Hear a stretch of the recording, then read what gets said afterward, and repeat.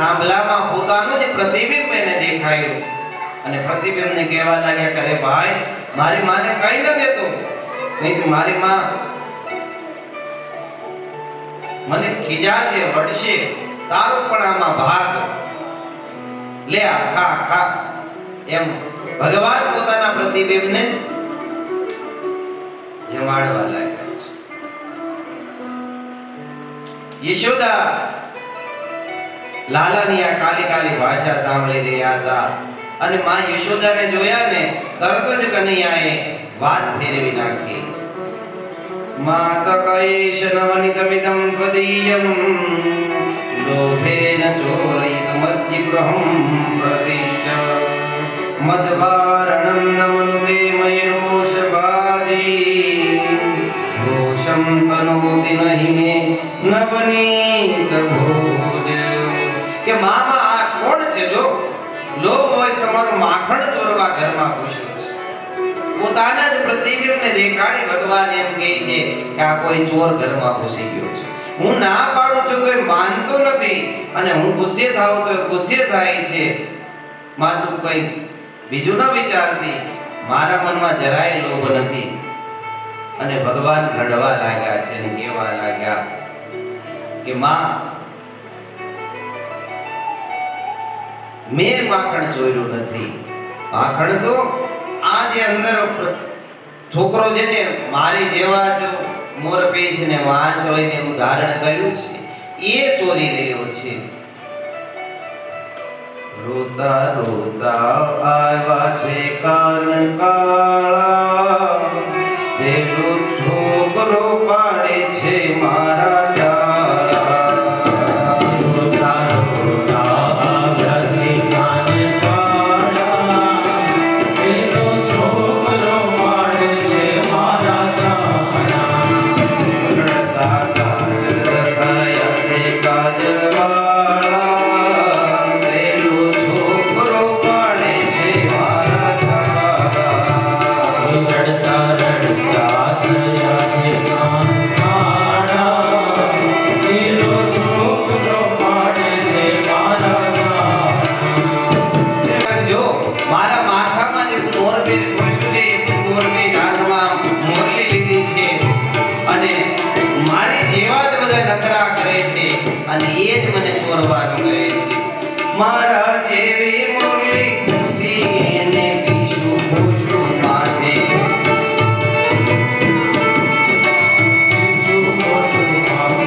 કટકો કરો જગતના નાથે, કટકો કરો જગતના નાથે. પેલો છોકરો પાડે છે મારા ડાળા. રોતા રોતા આવ્યા છે કાનકાળા, પેલો છોકરો પાડે છે મારા. આ દર્પણનું પ્રતિબિંબ જોઈ અને માં યશોદાએ લાલાને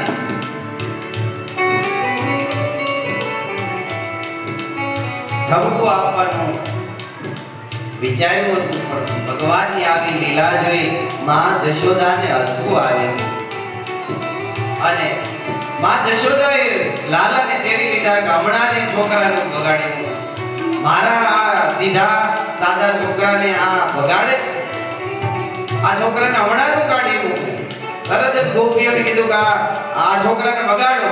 તરત જ ગોપીઓ છે ને પડદો લગાડી દીધો, પડદો લગાડી દીધો અને કીધું કે જો એ છોકરો ભાગી ગયો. અને માં જશોદા તેડી અને પોતાના હાથે માખણ ખવડાવે છે. તો ભગવાન આવી લીલા કરે છે. માં જશોદા જાણતા હતા કે ભગવાન કૃષ્ણ જ ચોરી કરે છે પણ એને એવી વાત કરી કે માં જશોદા કઈ કહી ન શક્યા. ગોપીઓને એમ થયું કે જેમ કાનો આ જશોદાના માખણની ચોરી કરે એમ અમારા ઘરે માખણ ચોરી ન થાય. આવી ગોપીઓની જ ઈચ્છાથી ભગવાને હવે ધીમે ધીમે ઘરનું ઉમરું વટાવ્યું છે. ઉમરા વટાવી શેરીમાં ગયા છે ને હવે ભગવાનના શેરી મિત્રો થયા છે. નંદ કૃષ્ણ વિશાલ ઋષભ તેજસ્વી દેવપ્રસ્થ વરુથપ શ્રીદામા મધુમંગલ આવા મિત્રો છે. સુવલ અને મનસુખ પણ એના મિત્ર થયા. મનસુખો બહુ દુબળો છે. ભગવાન કૃષ્ણ કે કેલા મનસુખા તું કેવા આવો દુબળો પાતળો છે, તને ઘરે ખાવા નથી આવતા? ત્યારે મનસુખો કહે કે લાલા તારે ઘરે 1 લાખ ગાય છે કે જે ધૂજે છે. તારે ઘરે ગાયો 1 કરોડ છે, એમાં 1 લાખ તો ગાયો ધૂજે છે. એનું માખણ કેટલું થાય તું ખા, એટલે તું હૃષ્ટપુષ્ટ છે. મારે ઘરે તો એક ગાય નથી, ને ગાય છે એ હવે ગરડી થઈ ગઈ કે દૂધ આપતી નથી, એટલે મારી માં દૂધ કે માખણ મને ખવડાવી શકતી નથી. એટલે તારી જેવું જાડો વાળો કેમ હોય, હૃષ્ટપુષ્ટ કેમ હોય? ભગવાન કે તો આ ગોકુળમાં તો ઘણું માખણ ને દૂધ ને થાય, દહીં થાય છે. મનસુખો કે ઈ બધું તો મથુરામાં વેચી આવવામાં આવે છે. ભગવાન કે પેલો અધિકાર તો આ દહીં દૂધ અને માખણ નો આપણા ગામમાં થાય તો આપણો એને વધે તો વેચવાનું હોય, પેલા તો ખાવાનું હોય. શાસ્ત્રોમાં કીધું છે કે દહીં દૂધ અને માખણ વેચવું ને એ પાપ કીધું છે. રસવાળા પદાર્થો કીધા છે. આ બધા રસવાળા પદાર્થો વેચાય નહીં. ભગવાન કે ઈ પાપ કરે છે બધા વેચવા જાય. પેલા તો બાળકોને ખવડાવાય, વધે તો વેચે તો વાંધો નહીં. વેચવું પાપ તો છે, પણ વધે એ નાખી દેવું કરતા વેચે બરાબર છે. પણ વધ્યું ન હોય ને વેચે તો પાપ લાગે. પોતાના ગામના બાળકો પૂજ્યા હોય બીજે જમાડવા જાવ તો આપણે એક મંડળી બનાવી. મંડળીનું શું? તો કે મંડળી આપણે બનાવી અને નક્કી કરવાનું દરરોજ એક કોપીને ઘરેથી માખણ ચોરીને ખાવાનું. તો કે મંડળીમાં પ્રમુખ જોઈએ. પ્રમુખ કોણ? બધાએ કીધું કે કાના તું જ પ્રમુખ, તું કેમ અમે બધાએ કરીશું. ભગવાને કીધું તમારે બધાએ ધ્યાન રાખવાનું, કઈ કોપી આડી ઓળી થાય છે, ક્યાંય બહાર જવાની હોય કે ક્યાંય બહાર એને મહેમાન આવ્યા હોય ને લઈને જવાની હોય કે ફરવા જવાની હોય કે હોય ને જે ઘરે એ તમારે જાણ કરવાની. હવે પોતપોતાના ઘરનું ધ્યાન રાખવાનું, જ્યાં મોકો મળે ને ત્યાં ચોરી કરવાની. એ વાત સાચી. અને મંત્રી ને સભ્યો બધાએ નિમાયા છે ને ભગવાન હવે પ્રસેદ નવનીત ચોરમ ગોપાંગનાનાયત કુલ ચોરમ અનેક જન્માર્જિત પાપ ચોરમ ચોરાગ્રગણ્યમ સતતમ નમામિ. બોલો માખણ ચોર ભગવાન કી. ભગવાન હવે માખણ ચોર બન્યા છે. ભગવાનનું એક નવું નામ થયું માખણ ચોર. હજી પણ આપણે ગાય જય રણછોડ માખણ ચોર. ભગવાન માખણ ચોર બન્યા છે. ગોપીઓની ઈચ્છાઓથી જુદી જુદી ગોપીઓના ઘરે જાય અને એના ઘરનું માખણ ચોરીને ખાય. ભગવાન માખણ ચોરીને તો ખાય અને સાથે સાથે ત્યાં ઉત્પાદ પણ મચાવે. દહીં દૂધના માખણ તોડી નાખે, વાછર કૂવું હોય એને છોડી મૂકે, ગાયોને ધવરાવે.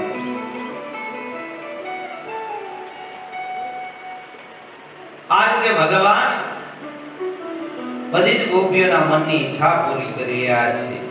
ગોપીઓને જાણ હોય કે દાનો અમારા ઘરે આવ્યું છે.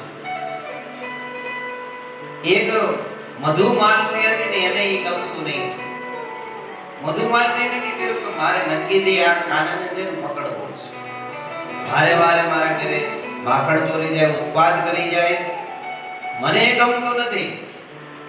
એટલે મધુમાલતીએ એને નક્કી કર્યું કે આ કાનાને પકડવો છે.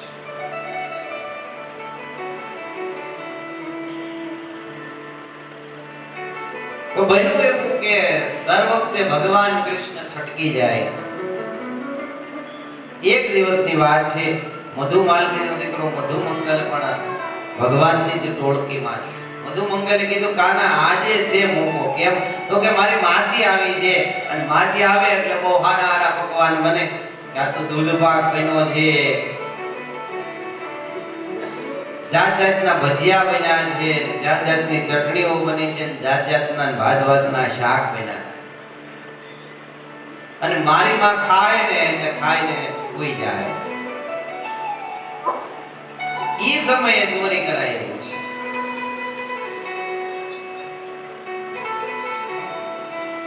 મધુમાલતી ખૂબ ખાધું છે, ખાઈને એને ઊંઘવાની ટેવ, ખૂબ ખાધું એટલે સીધી ખાટલામાં નીંદર આવી ગઈ.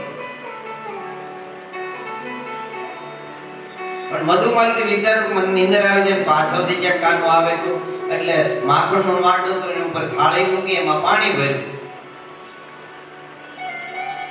કે જેવો એ લેવા જાય માટલું તો પાણી માથે પડે એટલે ભાગશે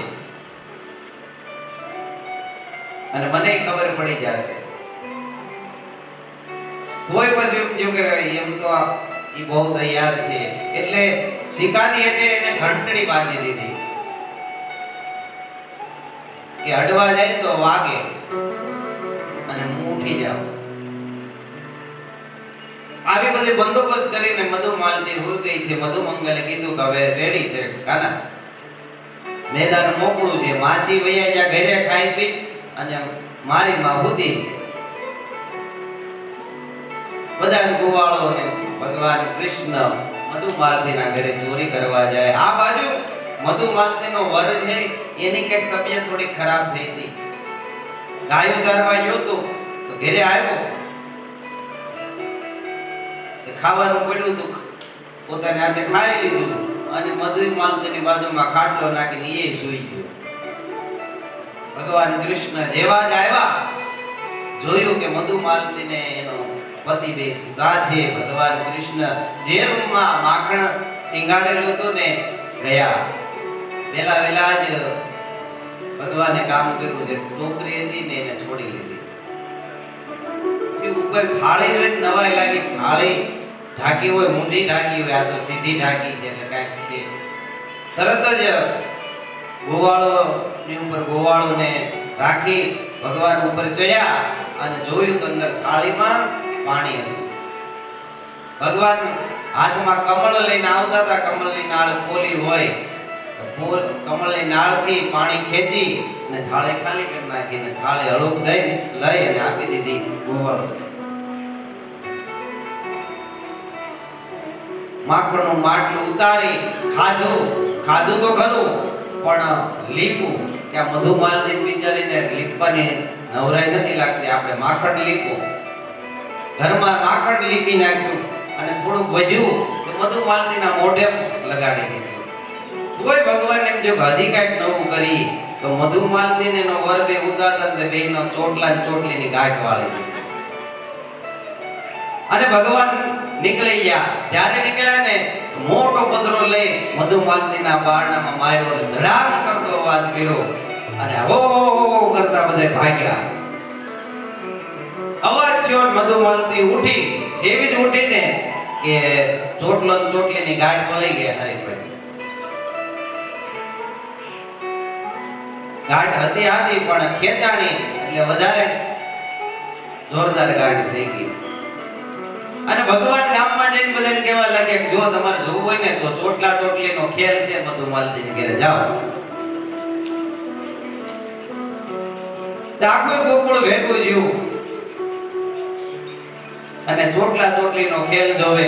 મધુમાલતીનો વર આમ ખેંચે ને મધુમાલતી આમ ખેંચે, સામે આમાં ચોટલા ચોટલી ખેંચાય. અને એમાંય હેઠે માખણ લીધું તો મધુમાલતી લપસી અને જેવી લપસી ને હારવેરનો વરે લપસ્યો.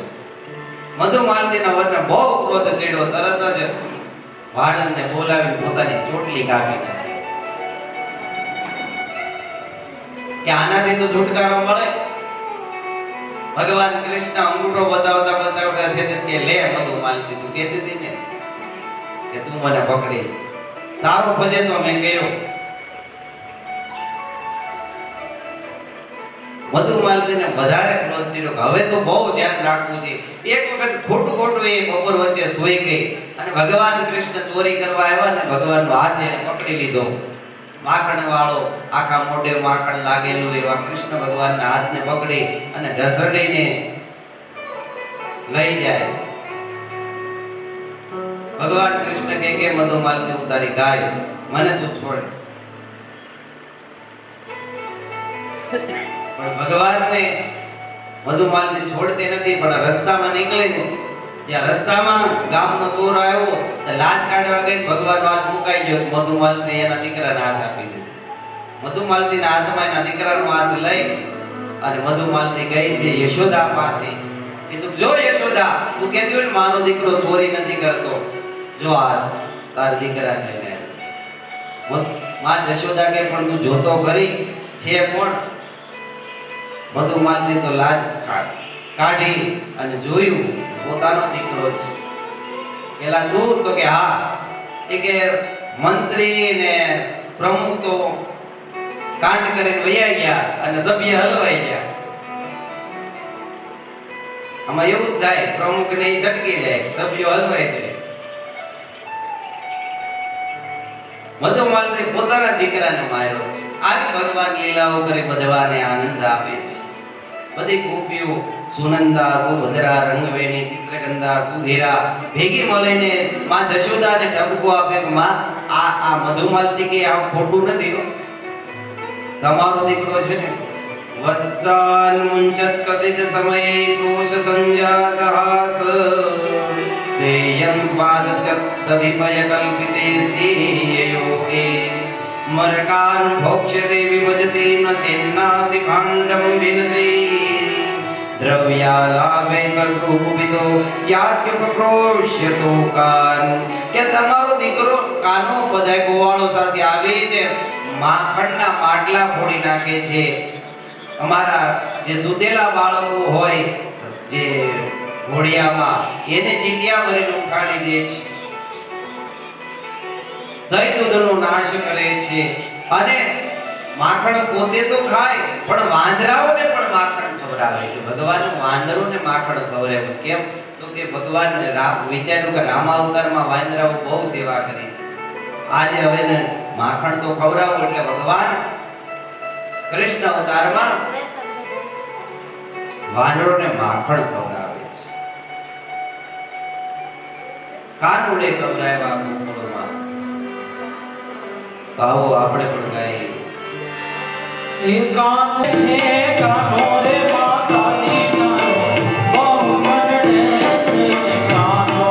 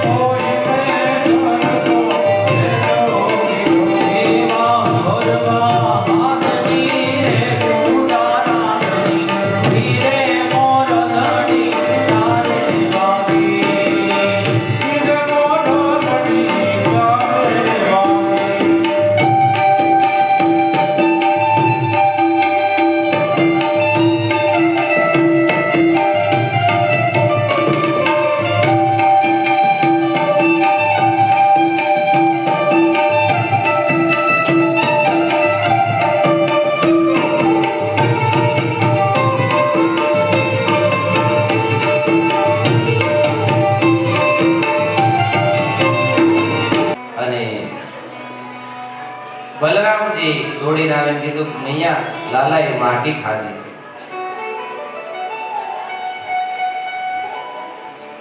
માં જશોદા દોડીને આવીને કીધું ખોલ મોઢું માં. એ માટી ખાધી. તો ભગવાન કે ના હમ ભક્ષિતવાન હમ. ના માં મેં માટી નથી ખાધી. આપણે એમ થાય કે ભગવાન ખોટું બોલ્યા. પણ ના, ભગવાન ક્યારેક ખોટું ના બોલે. ભગવાને પોતાનું મોઢું ખોલ્યું. માં જશોદાને ભગવાનના મુખમાં ફરીથી ધરતી, આકાશ, સ્વર્ગ, પર્વતો, નદીઓ, સમુદ્ર સગળું દેખાય, પૃથ્વી દેખાય. પૃથ્વીમાં આર્યાવર્ત ખંડ દેખાણું, એમાં મથુરા પ્રદેશ દેખાણું, એમાં ગોકુળ ગામ દેખાણું, નંદ બાબાનું ઘર દેખાણું. નંદ બાબાના ઘરમાં એના આંગણામાં માં જશોદા કાનાનું મોઢું જોતા એ પણ દેખાણું. અહીંયા ભગવાને એમ કીધું, માં મેં માટી નથી ખાધી. તો ભગવાન કે કાંઈ મેં તો બધાને આ રજની રજ મળે, એનો લાભ મળે એટલા માટે મોઢામાં માટી મૂકી. પણ આ મારું મોઢું એ મારું મોઢું નથી, એ તો આ સમગ્ર સૃષ્ટિ છે. તો આ રીતે ભગવાને મૃદ ભક્ષણ લીલા કરી. એક વખત ભગવાન પોતાના જ ઘરમાં માખણની ચોરી કરતા હતા. એવામાં યશોદામાં આવી ગયા અને એને જોયું કે લાલુ માખણની ચોરી કરે છે. એને વિચાર્યું કે મારા લાલાએ માટે હું જ મારા હાથે દહીં ભલું માખણ તૈયાર કરું અને ખવડાવું. માં દધિમંદન કરવા તૈયાર થયા. એકદા ગૃહિતાસેષુ યશોદાનંદ ગેહિની કર્માંતરનિયુક્તાસુ નિર્મમંત સ્વયં દધી. માં જશોદા પોતાના હાથે જ દહીં વલોવા લાગી. જેની ઘરે 1 કરોડ ગાયો હોય, 1 લાખ ગાયો દૂધતી હોય, એની ઘરે તો કેટલા દાસ દાસીઓ હોય. માં જશોદાને કઈ કરવું નથી પડતું, પણ માએ વિચાર કર્યો કે આજે હું સ્વયં માખણ વલોવીશ. માં જશોદાએ દહીં વલોવાનું શરૂ કર્યું. થોડું સ્થૂળ શરીર થયું છે અને માં જશોદા જેવા દહીં વલોવા જાય, એના કટી મેખલા ની અંદરના જે ઘૂઘરીઓ છે એ ગણગણવા લાગી છે. માં જશોદાના શરીરે પ્રસ્વેદ થવા લાગ્યો છે. માને શરીર થોડું સ્થૂળ હોવાને કારણે થાક લાગ્યો, પણ પ્રેમની આગળ થાકની કોઈ વિસાદ નથી. માએ પ્રેમથી માખણ વલોવ્યું છે. પ્રેમ હોય ત્યાં થાક ન લાગે.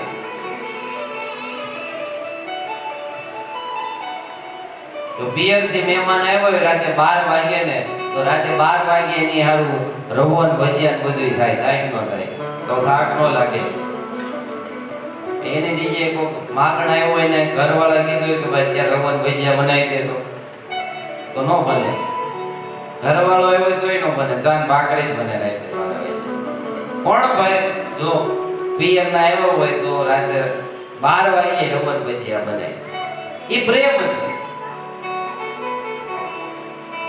રાતે 12 વાગે દીકરો માગે ને તો રાતે 12 વાગે માં બધું બનાવી દે, કારણ કે પ્રેમ છે.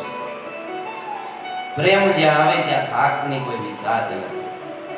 અને અહીંયા માં જશોદાએ થાક લાગ્યો છતાંય માખણ વલોવ્યું છે. અને માખણ વલોવતા માને જોયા ને, લાલાને એમ થયું કે માં થાકી જશે, એટલે માનો છેડો પકડીને માને રોક્યા છે. મને ભૂખ લાગી, માં દૂધ પીવડાવ. માં જશોદાએ દહીં વલોવાનું મૂકી અને લાલાને તેડીને પૈ પાન કરાવ્યું છે. માં જશોદા જ્યારે પૈ પાન કરાવતા હતા, સામે ચૂલા ઉપર દૂધ ગરમ મૂકેલું દૂધ ઉભરાયું. દૂધ ઉભરાયું જોયું એટલે માં જશોદાથી રેવાય નહીં. આ સ્ત્રીનો સહજ સ્વભાવ છે. ઉભરાતું દૂધ જોઈ ન શકે સ્ત્રી, એટલે ભગવાનને નીચે મૂકી માં જશોદા દોડી અને દૂધ નીચે ઉતારી. ભગવાન કૃષ્ણને ક્રોધ આવ્યો અને માં જશોદા જે દહીં વલોવતા હતા તે એ માટને રવાયો મારીને ફોડી નાખ્યો. ઘરમાં દહીંની રેલમ છેલમ થઈ ગઈ અને શિકામાં જે માખણ હતું એ લઈને વાંદરાઓને ખવડાવવા લાગ્યા. માં જશોદાએ આવીને જોયું તો દહીંનું માઠ ફૂટેલું છે અને ભગવાન કૃષ્ણ વાંદરાઓને માખણ ખવડાવે છે. એટલે માં જશોદાને આજે ક્રોધ ચડ્યો કે આ બહુ તોફાની થઈ ગયો છે. આ ગોપીઓની વાત સાચી લાગે છે. હવે થોડોક દીકરાને સુધારવો પડશે. આ લાડને કારણે બગડ્યો છે. દહીંનું માઠ તોડી નાખ્યું અને ભગવાનને કહે છે કે આ તારા શું સગા થાય છે કે વાંદરા થયો એને માખણ ખવડાવે છે. ભગવાન મનમાં કે માં વાંદરાઓ તમારી બહુ સેવા કરી છે. આનું તો હું જેટલો ઉપકાર માનું એટલો ઓછો. કાંઈ લેવા વગરના મારે હાથ લઈ ગયા. માં જશોદા આજ કડક થઈ ગઈ છે. ભગવાન કૃષ્ણને પકડી અને ખાંડણીયા પાસે લઈ ગયા છે. કારણ કે ભગવાન ખાંડણીયા ઉપર ચડી અને જે માખણનું શીકવું હતું કે જેમાં માખણનું માટલું હતું એમાંથી માખણ લઈ લઈને વાંદરાને ખવડાવતા હતા.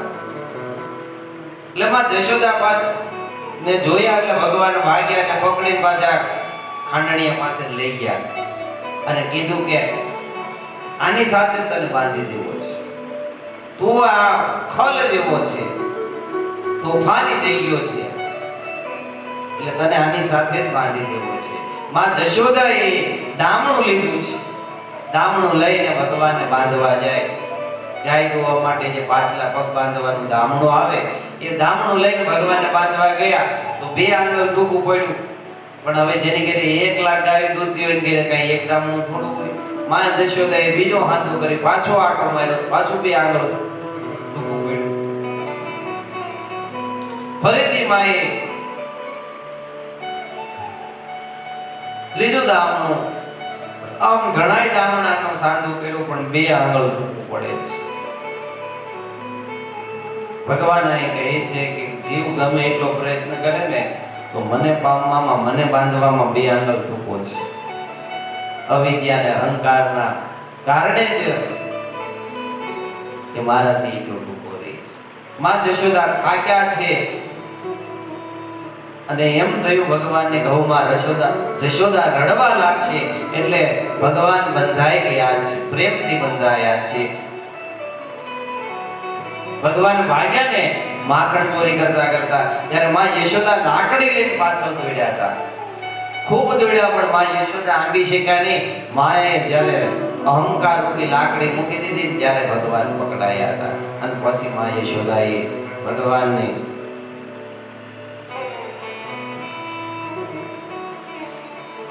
ઉખલ સાથે ખાંડણીયા સાથે બાંધ્યા છે. ભગવાન રડવા લાગ્યા છે, લીલા કરવા લાગ્યા. રડતા રડતા એ આંખના કાજળ છે એના કારણે એક તો કાળા ગાલ નહીં વધારે કાળા થઈ ગયા છે. બધી ગોપીઓ કહેવા લાગી કે માં લાલો નાનો છે ને છોડી દે, આવું ન કરાય. ત્યારે માં યશોદા આજે બધા ગોપીઓ ઉપર પણ કુપિત થયા છે કે તમે જ આ મારા લાલાને બગાડો. કોઈ પણ આને છોડતી નહીં. જે છોડજે ને એને હું મારા ઘરે કામમાંથી કાઢી મૂકીશ, કામ નહીં કરવા દઉં. બધી ગોપીઓને થઈ કે જો લાલાને છોડવા જઈશું ને તો આપણે કામ એના દર્શન નહીં કરી શકીએ. એટલે બધી ગોપીઓ પોતપોતાના કામમાં પડી ગઈ. માં યશોદા પણ પોતાના કામમાં પુરવાઈ ગઈ છે. અને આ બાજુ ભગવાને વિચાર કર્યો કે હવે મારે લીલા કરવી છે. પણ ભગવાન શરૂઆતમાં રડવાની લીલા કરે છે. યશોદયા ગાઢમૂલુખલેન ભૂખંડ પાશેન નિપદ્યમાન રુરોધ મંદમ નવનીત ભોજી ગોવિંદ દામોદર માધવેતી. ભગવાન એ ખાંડણીયા સાથે દામણાથી બંધાયેલા મંદ મંદ સ્વરે રડી રહ્યા છે. આકાશમાંથી નારદજી ભગવાનના દર્શન કર્યા અને ભગવાનને ખૂબ વધાવ્યા છે અને ભગવાનને યાદ કર્યું કે ભગવાન મારા વચન પ્રમાણે હવે લીલા કરો. એટલે ભગવાન તરત જ ઊભા હતા તો ઘૂંટણિયા બેર થઈ ગયા. ઘૂંટણિયા બેર થઈ અને ચાલવા લાગ્યા છે. પાછળ જે ખાંડણીઓ છે એ પણ આડો થઈ અને ગાડાને પૈડાની જેમ દોડવા લાગ્યો છે. ભગવાન ફળિયામાં ગયા અને બે અર્જુનના વૃક્ષો, અર્જુનને આપણે સાજડ અથવા હાજડ કહીએ, એ હાજડના બે વૃક્ષો ફળિયામાં ઊભા હતા. ભગવાન ઘૂંટણભેર ચાલતા ચાલતા બે હાજડના વૃક્ષો વચ્ચેથી નીકળી ગયા, પણ ખાંડણીઓ મોટો હતો, ખાંડણીઓ નીકળી ન શક્યો. ભગવાને સેજ જ બળ કર્યું, કડાકો થયો અને કડાકો થતાની સાથે જ બે વૃક્ષો ભૂમિ પર ધરાશાયી થયા અને એમાંથી બે દિવ્ય પુરુષો પ્રગટ થયા. એ દિવ્ય પુરુષો પ્રગટ થઈ અને ભગવાનની સ્તુતિ કરવા લાગ્યા. કૃષ્ણ કૃષ્ણ દિવસ એના ફળ વેચાયા નથી.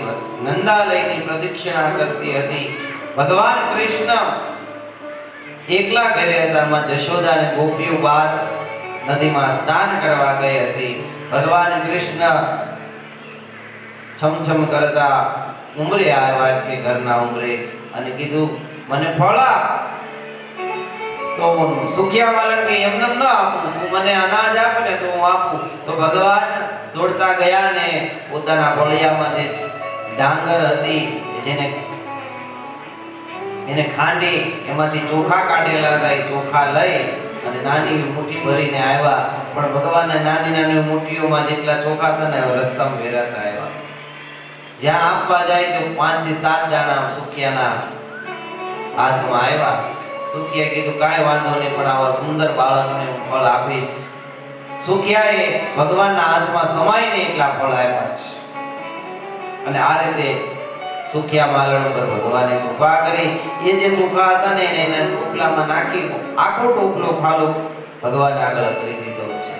અને માથે ટોપલો લઈ વિચારતી વિચારતી કે આજે તો ભૂખ્યા સૂવું પડશે, ઘરે ગઈ.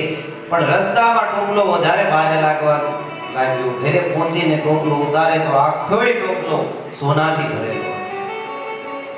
આમ સુખિયા માલણના દાળદરનો નાશ કર્યો છે, દરિદ્રતાનો નાશ કર્યો છે.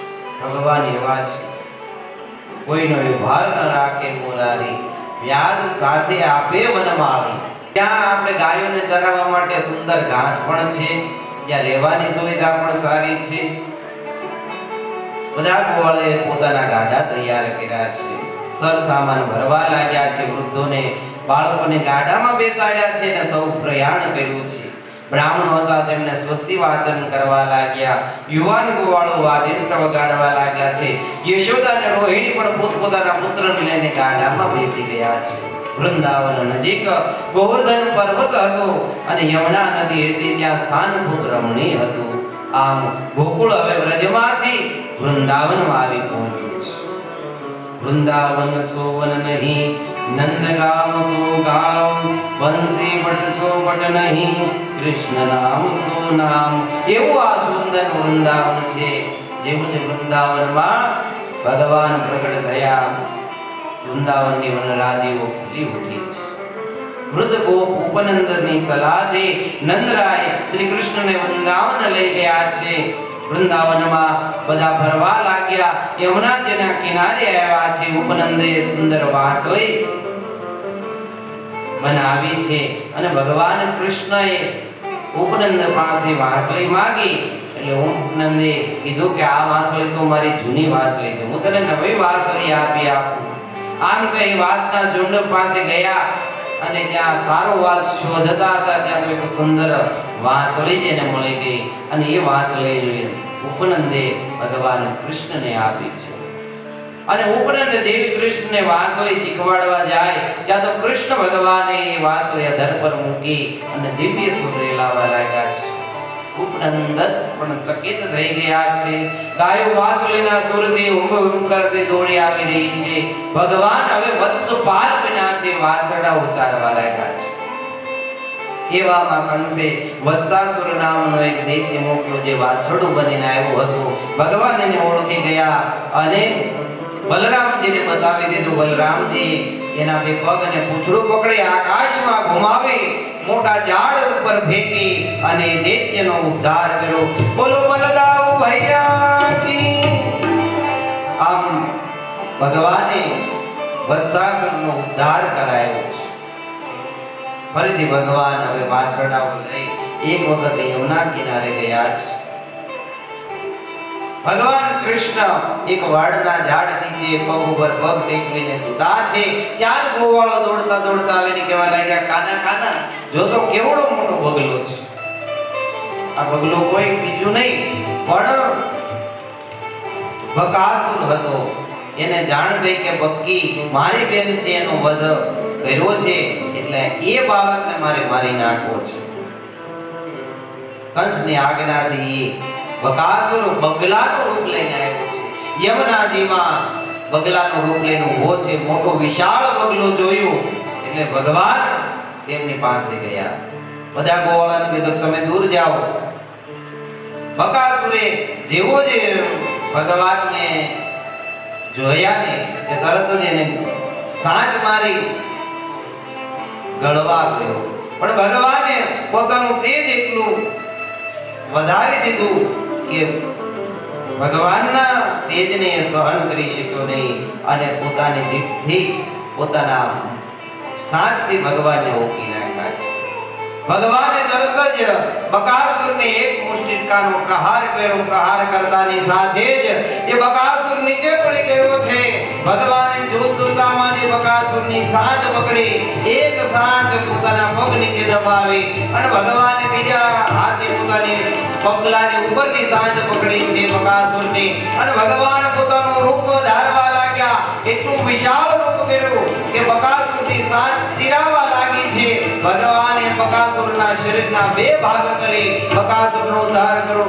બોલો કૃષ્ણ કનૈયા લાલ કી. આ રીતે ભગવાને બકાસુરનો વધ કર્યો છે. બકાસુર એ દંભનું પ્રતીક છે. બકાસુરનો ઉદ્ધાર કર્યા બાદ ભગવાને અઘાસુરનો ઉદ્ધાર કર્યો છે. અઘાસુર અજગરનું રૂપ લઈને આવ્યો હતો. એમાં મોઢું ખોલી અને બેસી ગયો. જેવા ભગવાન કૃષ્ણ આવે એટલે એને ગળી જઈ. પેલા ગોવાળો ગયા, વાછરડાઓ ગયા, એટલે ભગવાનને ખબર પડી. ભગવાન તરત દોડીને પાછળ ગયા અને એવડું વિશાળ રૂપ કર્યું કે અઘાસુરનું શ્વાસ અને પ્રાણ રૂંધાવા લાગ્યા, કંઠ રૂંધાવા લાગ્યા અને અઘાસુર મરણની શરણ થયું છે. અને અઘાસુરનો પણ ભગવાને ઉદ્ધાર કર્યો છે.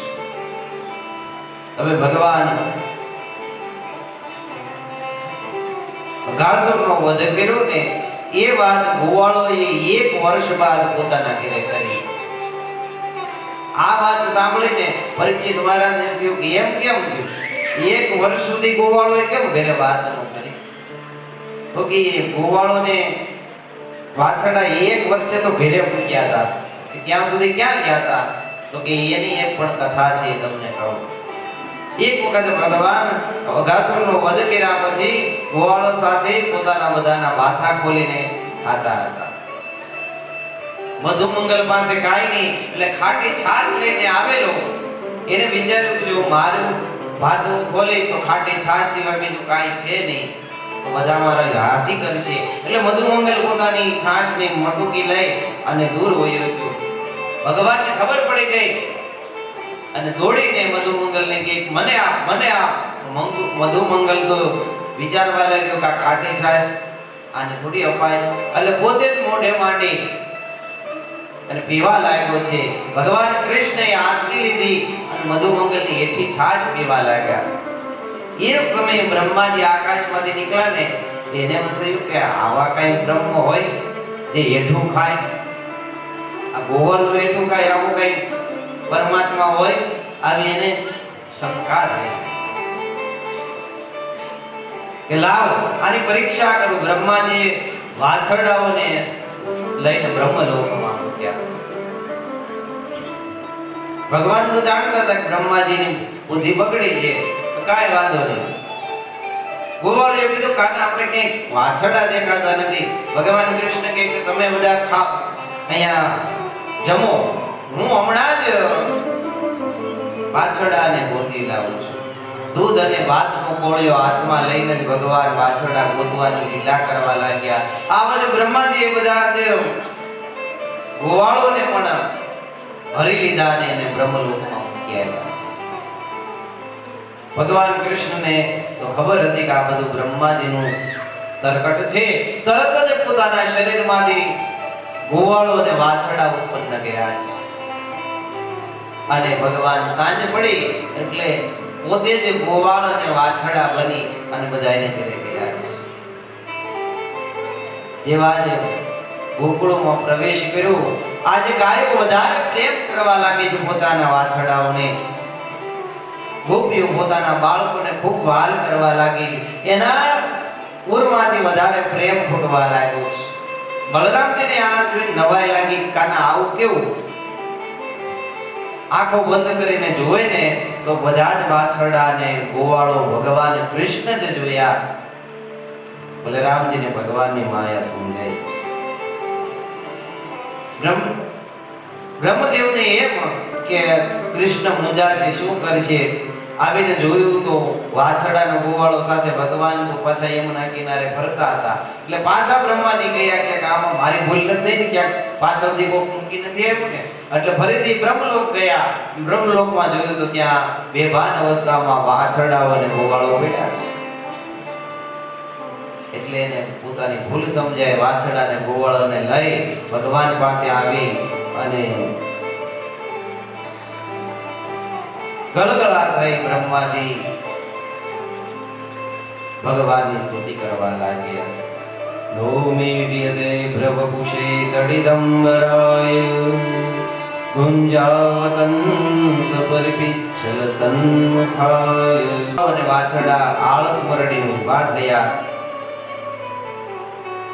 આ લીલામાં 1 વર્ષ વીતી ગયું, કારણ કે બ્રહ્માજી બ્રહ્મલોકમાંથી આવ્યા ને પાછા જ્ઞાન પાછા આવ્યા. આવું જોયું તો 1 વર્ષ વીતી ગયું. ત્યાં સુધી એ બ્રહ્મલોકમાં રહ્યા. અને પછી 1 વર્ષ બાદ આજે ગોવાળો અને વાછરડાઓ પોતાના ઘરે જાય છે. અને 1 વર્ષ પછી જઈ અને ગોવાળોએ કીધું કે માં કાનાએ આજ મોટા અજગરને મારી નાખ્યો. પણ આ વાત એને 1 વર્ષ પછી. હવે ભગવાન મોટા થયા છે, વત્સપાલમાંથી હવે ગોપાલ બન્યા છે. ઓગંડ અવસ્થામાં ભગવાન આવી પહોંચ્યા. ગાયો ચરાવવાનું કામ એમને આપવામાં આવ્યું છે. શાંડિલ્ય મુનિને બોલાવી મુરત જોવરાવવામાં આવ્યા. કારતક સુધી 8મના દિવસે ગોપાષ્ટમી કહેવાય, તે દિવસે ભગવાન કૃષ્ણએ ગૌ માતાનું પૂજન કર્યું છે. ગૌ માતાને મીઠાઈઓ ખવડાવી છે અને ગૌધન ચારવા માટે ભગવાન નીકળ્યા છે. અને ભગવાનનું નવું નામ પડ્યું, બોલો ગોપાલ ભગવાન કી. ભગવાન હવે ગોપાલ બન્યા છે. અને વૃંદાવન ભગવાનને આવકારતું એવું લાગતું હતું. ભગવાનના વનમાં કેટલાય ફળાવ ઝાડ છે, કોઈ ઈ ફળાવ ઝાડમાંથી ફળ હેઠે પાકીને પડી જાય પણ કોઈ ખાતું નથી. કેમ આપણે ખાવા જાય? ભગવાન કે પણ કે ત્યાં જવાય એવું નથી. કેમ? તો કે ત્યાં એક ધેનુકાસુર નામનો અસુર રહે છે. આ ધેનુકાસુર નું સ્વરૂપ કેવું છે? તો કે ગધેડા જેવો છે, ગધેડા આકારનો છે. પણ એ ફળ ખાતોય નથી અને ખાવા દેતોય નથી. એને ગધેડો કહેવાય છે, ખાય નહીં, ખાવા દે. એટલે તેનું સ્વરૂપ ગધેડા જેવું છે. ભગવાને વિચાર્યું કે આ તાડવનને ધેનુકાસુરના હકમાંથી છોડાવવું જોઈએ. એના ધેનુકાસુરનો ઉદ્ધાર કરી તાલવનને છોડાવવું, જેથી બધા જ આ તાલવનના વૃક્ષોના ફળો ખાઈ શકે. ભગવાન બલદાઓ અને વાછરડાઓ, ગૌ માતાઓ અને ગોવાળો બધાને લઈને તાડવનમાં પ્રવેશ કર્યો છે અને ભગવાન પોતાના હાથે જ ફળો લઈને ખાવા લાગ્યા છે. આવું શોર બપોર સંભળાણો, ગાયોના અવાજ સંભળાણા, ગાયોના ગળાની ઘંટી સંભળાણી એટલે ધેનુકાસુર સૂતો તો એ જાગી ગયો છે. તે પોતાના જાતિ ભાઈઓને લઈ અને હોંચી કરતો ભગવાનની સામે દોડ્યો છે. બલદાઉ ભૈયાએ તરત જ એ ધેનુકાસુરના પાછળના પગ પકડી લઈ અને ફેરવા લાગ્યા છે. ભગવાન કૃષ્ણ પણ એના જાતિ ભાઈઓને પકડી અને પાછળના પગ પકડી અને પછાડવા લાગ્યા છે. કોઈ તાલવનમાં તાલ વૃક્ષો સાથે ફળાવીને એનો ઉદ્ધાર કરવા લાગ્યા અને બલદાઉ ભૈયાએ ધેનુકાસુરને ખૂબ ભેરવો છે અને તાલવન સાથે અથડાવી ભૂંગર પછાડતાની સાથે જ એનો ઉદ્ધાર થયો છે. બોલો બલદાઉ ભૈયા કી, કૃષ્ણ કનૈયા લાલ કી. ભગવાને આ રીતે ધેનુકાસુરનો ઉદ્ધાર કર્યો. બંને ભાઈઓ પર દેવતાએ પુષ્પવૃષ્ટિ કરી છે. દેવદૂત વાગવા લાગ્યા છે. બંને ભાઈઓ નિર્ભય થઈ અને હવે બ્રજમાં તાડવનમાં પ્રવેશ કરે છે. ભગવાન આખો દિવસ ગાયો ચારે, ગોપાળ બને વનમાં ગાયો ચારે. સાંજના સમય આવે. હવે ગોપીઓને ભગવાનના દર્શન થતા નથી. પહેલા તો ભગવાન ઘરે રહેતા તો આખો દિવસ ગોપીઓને ભગવાનના દર્શન થતા. હવે તો આખો દિવસ ભગવાન હોતા નથી, ગાયો ચારવા નીકળી જાય. સાંજનો સમય થાય ત્યારે આવે ત્યારે ગોપીઓ વિહવળ બની અને ગામના ગુંદરે ભગવાનની રાહ જોતી હોય.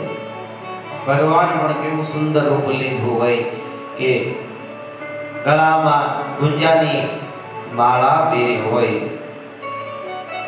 પીતાંબર ધારણ કરેલું હોય, સુંદર પુષ્પોની માળા, જે વનના પુષ્પોની માળા ગોળ એવી ગોથી હોય, ગળામાં ધારણ કરેલી હોય,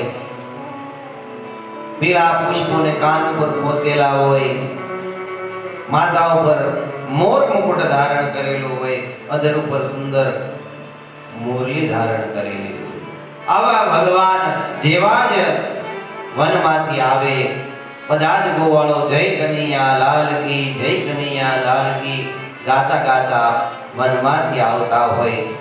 ગોપીઓ ભગવાનના દર્શન કરી અને ખૂબ વિહવળ બની જાય, ભગવાનની આરતી ઉતારે.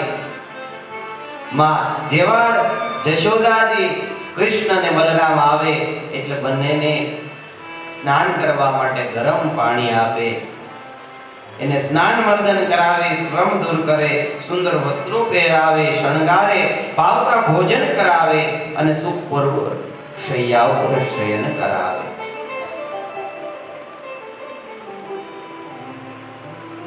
આમ સુંદર લીલાઓ થઈ રહી હતી. એક દિવસ ભગવાને ગાયો વગેરેને લઈને ચારવા નીકળ્યા અને વિચાર્યું કે માં યમુનાને શુદ્ધ કરવી છે.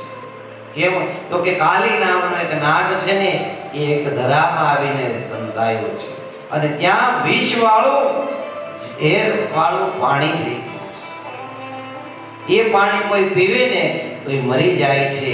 એ તો ઠીક, પણ એ પાણી ઉપરથી કોઈ પક્ષી જો ઉડીને નીકળે ને તો એ ઝેરના કારણે મરી જાય છે. એટલું વિષ વ્યાપી ગયું છે યમુનાજીમાં. ભગવાને ગાયોને પ્રેરણા કરી એટલે ગાયો આજે એ તરફ ચાલી નીકળી છે. ગાયો આગળ છે ને ગોવાળો પાછળ છે.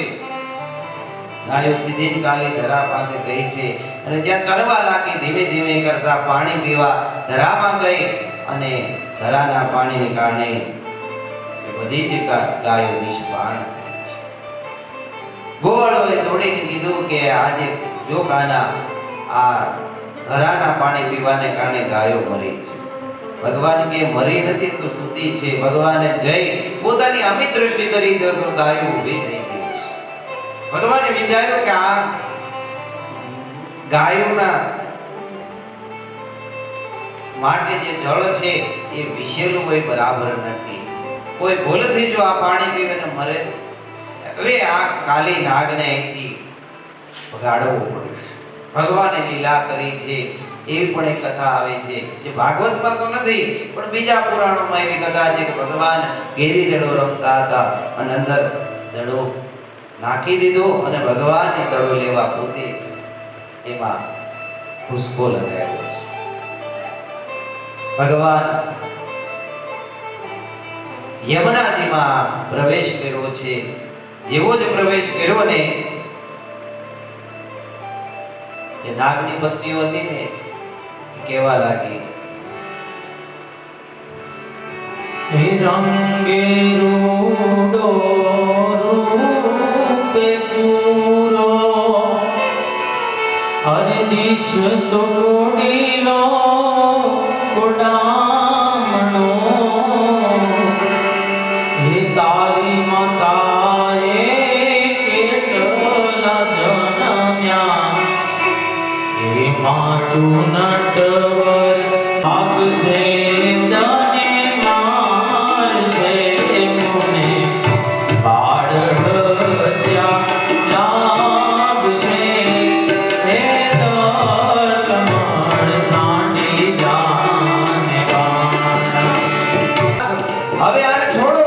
ત્યારે ભગવાન ખૂબ જ તેજથી કહેવા લાગ્યા કે હવે તમારે અહીંથી જવું પડશે તો જ હું છોડીશ. આમ કરી ભગવાન નૃત્ય કરવા લાગ્યા છે. ભગવાને જ્યાં આ રીતે નૃત્ય કર્યું ત્યારે કાલીનાગ ભગવાનની સ્તુતિ કરવા લાગ્યો કે વયમ ખલા મહોત્ફલા તપસા ગમન્યવા. હે પ્રભુ, આપ તો અમારા જેવા દુષ્ટોને માફ કરનારા છો, અમને ક્ષમા કરો. ભગવાન કહે કે યમુના નદીને ખૂબ દૂષિત કરી છે, તારે અહીંથી જવાનું છે, જા અહીંથી તું જા. પણ કે પ્રભુ હું ક્યાં જાઉં? કાલીય નાગ થઈને હું ગરુડનો કોળિયો થવા ગયો હતો, પણ ગરુડે અહીંયા આવી શકે એમ નથી ને, એટલે એનાથી બચીને હું આવી રહ્યો છું. જો તમે મને ગરુડથી રક્ષણનું વચન આપો તો હું આ છોડીને જાઉં. ભગવાને કીધું મારા ચરણ મેં તારા મસ્તક ઉપર પધરાવ્યા છે, જા તું રમણક દીપમાં જા, ત્યાં તને ગરુડજી કાંઈ નહીં કરે. ભગવાનની આજ્ઞાથી જ કાલીનાગ ભગવાનને વંદન કરી પોતાની નાગનો સાથે સીધો જ રમણક દીપમાં ગયો. બોલ કૃષ્ણ કનૈયા લાલ કી જય. નાગ કે નથૈયા કી. આ ઠાકોરજીને ધરાવેલું કંકુ કે જગદંબાને ચડાવેલું કંકુનું તિલક કપાળમાં કરવું જોઈએ.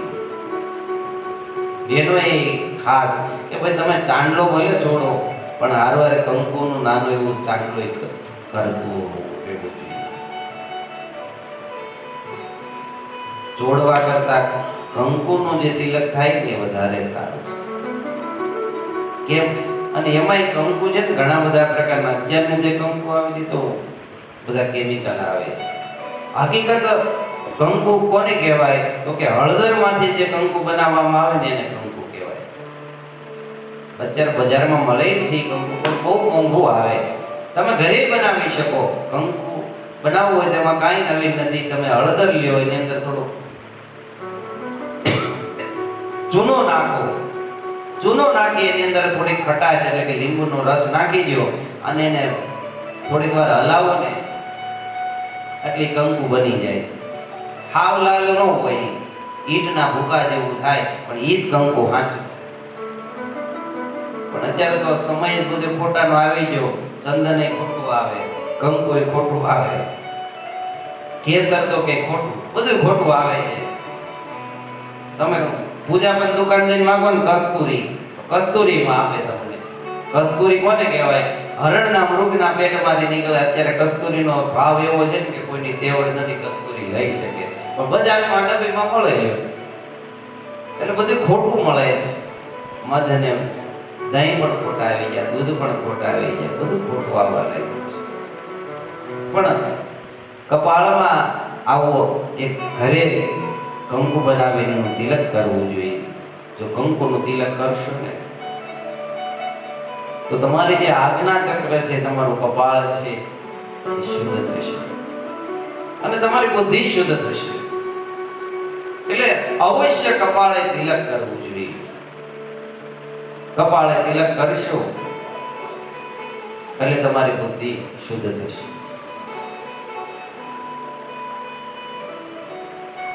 એક વખત વૃંદાવનના વનમાં ધાવાળો ન લાગ્યું. બધા ગોવાળોને ગાયો ડરવા લાગ્યા અને દોડીને ભગવાનના શરણમાં આવ્યા. ભગવાને બધા જ ગોવાળોને કીધું તમે આંખો બંધ કરો, અને ભગવાને ગોવાળોને આંખ બંધ કરાવીને ભગવાન સ્વયં એ દાવાનળને પી ગયા છે.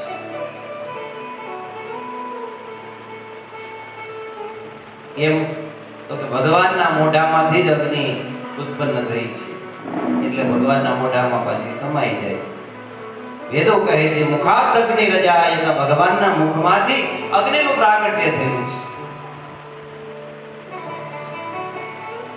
એક પ્રલંબાસુર નામનો દૈત્ય ગોવાળનું રૂપ લઈ અને ગોપ મંડળીમાં આવી ગયો છે. ભગવાન કૃષ્ણ તરત ઓળખી ગયા અને બલરામજીને બતાવી દીધું. ભગવાને રમવાની લીલા કરી, બે મંડળીઓ બનાવી અને ભગવાન બલરામજી જોત જોતામાં જ પ્રલંબાસુરનો વધ કરી દીધો છે. ફરીથી એક વખત દાવાનલમાં ગાયો અટવાય છે. ભગવાન કૃષ્ણએ ફરીથી ગાયો માટે દાવાનલનું પાન કર્યું છે. અને હવે ગ્રીષ્મ ઋતુ વીતી ગઈ છે અને હવે વર્ષા ઋતુ આવી છે. વર્ષા ઋતુનો પ્રારંભ થયો છે. બધા જ પ્રકારના જીવજંતુઓની વૃદ્ધિ થવા લાગી છે. સૂર્ય ચંદ્ર ની આસપાસ ગોળ પ્રકાશમય કુંડાળા દેખાવા લાગ્યા છે. આકાશ વાદળા વાયુ વીજળીથી ક્ષુબ્ધ દેખાવા લાગ્યું છે. વાદળાનો ગડગડાટ થવા લાગ્યો છે. વીજળીઓના ઝબકારા અને કડાકા થવા લાગ્યા છે. ધીમો ધીમો વરસાદ વરસવા લાગ્યો છે. તાપથી સુકાઈ ગયેલી પૃથ્વી વરસાદને કારણે લીલીછમ થવા લાગી છે. કલિયુગના પાપના પ્રભાવે જેમ વૈદિક માર્ગો લુપ્ત થઈ જાય, એમ પાખંડનો પ્રચાર થયો હોય, એમ વાદળાના કારણે નક્ષત્રના તારાઓ દેખાતા બંધ થઈ ગયા છે. આજ્ઞાઓ ચમકવા લાગ્યા છે. પૂર્વ આજ્ઞાની જેમ બ્રહ્મચારીઓ વેદ પાઠ કરતા હોય, એમ ગડગડાટને કારણે દેડકાઓના ડ્રાવ ડ્રાવ થવા લાગ્યા છે. નદી નાળા છલકાવા